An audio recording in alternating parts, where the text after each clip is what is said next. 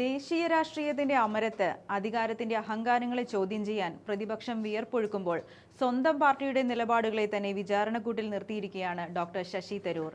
NEET പരീക്ഷാ ക്രമക്കേടിൽ രാജ്യത്തെ ലക്ഷക്കണക്കിന് വിദ്യാർത്ഥികളുടെ ഭാവി അനിശ്ചിതത്വത്തിലായപ്പോൾ പ്രതിപക്ഷ നേതൃത്വം കൈക്കൊണ്ട നിലപാടുകളെ, പാളിച്ചകളെ പരസ്യമായി തുറന്നുകാട്ടുകയാണ് അദ്ദേഹം. മുംബൈയിലെ സംവാദവേദിയിൽ തരൂർ തൊടുത്തത് കേവലം ഒരു വിമർശന ശരമല്ല, മറിച്ച് രാഹുൽ ഗാന്ധിയുടെ നേതൃത്വത്തിനും കോൺഗ്രസിന്റെ രാഷ്ട്രീയ തന്ത്രങ്ങൾക്കും നേരെയുള്ള കൃത്യമായ മുന്നറിയിപ്പാണ്. ചോദ്യപേപ്പർ ചോർച്ചയിൽ രാഹുൽ ഗാന്ധി ആദ്യം ശബ്ദമുയർത്തിയിട്ടും എന്തുകൊണ്ട് തെരുവിൽ അതൊരു വൻ തരംഗമായി മാറിയില്ല? എന്തുകൊണ്ട് ജനങ്ങൾ അത് ഏറ്റെടുത്തില്ല? ശശി തരൂർ ചോദിക്കുന്ന ഈ ചോദ്യങ്ങൾക്ക് മുന്നിൽ കോൺഗ്രസ് നേതൃത്വത്തിന് മറുപടിയില്ലാതെ പോകുന്നു. ഇവിടെ നാം തിരിച്ചറിയേണ്ട രാഷ്ട്രീയ യാഥാർത്ഥ്യമുണ്ട്. CJP എന്ന പ്രസ്ഥാനം രാജ്യത്തെ യുവതയ്ക്കിടയിൽ സ്വാധീനമുറപ്പിക്കാൻ തുടങ്ങിയ ആ നിമിഷം തന്നെ ശശി തരൂർ കൊടുത്ത മുന്നറിയിപ്പുണ്ട്. ഇന്ത്യ സഖ്യത്തോടും കോൺഗ്രസിനോടും അദ്ദേഹം ഉറക്കെ വിളിച്ചു പറഞ്ഞു, ഇവിടെ വരാനിരിക്കുന്നത് യുവാക്കളുടെ തരംഗമാണ്, അവരെ ചേർത്തു പിടിച്ചേ മതിയാകൂ. എന്നാൽ കോൺഗ്രസ് ആ വാക്കുകളെ കാറ്റിൽ പറത്തി.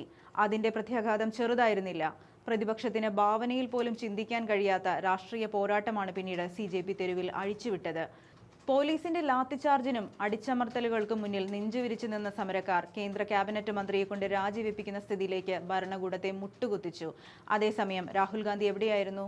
ചോദ്യപേപ്പർ ചോർച്ചയിൽ ആദ്യ പ്രസ്താവന ഇറക്കി വിദേശത്തേക്ക് പറന്ന രാഹുൽ പ്രക്ഷോഭത്തിന്റെ കൊടുങ്കാറ്റ് അടങ്ങിയിട്ടാണ് തിരിച്ചെത്തിയത്. തിരിച്ചെത്തിയ ശേഷമാകട്ടെ ലക്ഷക്കണക്കിന് വിദ്യാർത്ഥികൾ തടിച്ചുകൂടിയ ജന്തർ മന്ദറിലേക്ക് ഇറങ്ങിച്ചെല്ലാൻ കൂട്ടാക്കാതെ പ്രധാനമന്ത്രിയുടെ വീടിന് മുന്നിൽ ഒരു കുത്തിയിരിപ്പ് സമരം നടത്തി.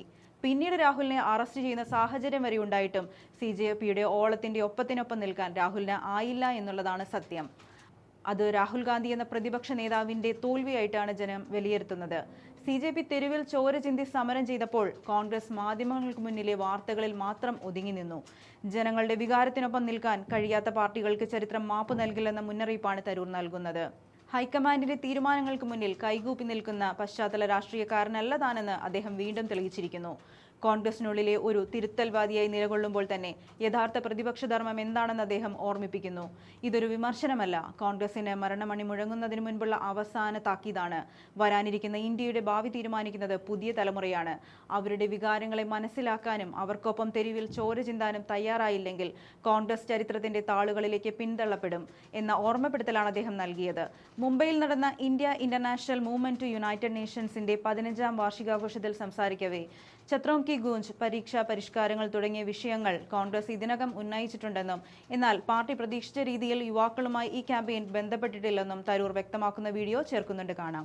He didn't provide a route into our parties for the kinds of people who were in Jantar Mantar last month. And to my mind, that is actually something we really need to examine. How do young people get into established parties where there are hierarchies, entrenched establishments, dynastic considerations, political networks? How does a new young person come in? And if they come in, what do they get to do? To stand behind the established leaders, to make up the numbers in mass rallies, to do sort of foot soldier work?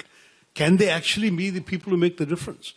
And I think one thing that I've been arguing, we haven't had an opportunity to have an internal discussion about this in any forum that I'm part of, but that's why I use the public space to make this point. I think we really, as the American expression goes, need to wake up and smell the coffee. Let not our epitaph be that we were bypassed or became irrelevant because we failed to listen. And what Rishabh has said, something that echoes with me. The established parties will cease to be relevant unless they can listen to the new voices that they haven't heard so far. And I think, frankly, we should have started hearing them already with this. Interestingly enough, the issues taken up by the CJP and the Jantar Mantar protesters had been taken up by us earlier. We had a Chhatron Ki Goonj thing where Rahul Gandhi was addressing students about the paper leaks, about the things and that so didn't resonate. Sorry to interrupt, but that didn't resonate as much as this did. Correct. And that's why we need to ask ourselves, what did we fail to do? Did we fail to listen? Did we fail to tap into the old cliche of having your finger on the pulse of the people? Was our finger missing from the pulse of Gen Z? And that's something we really need to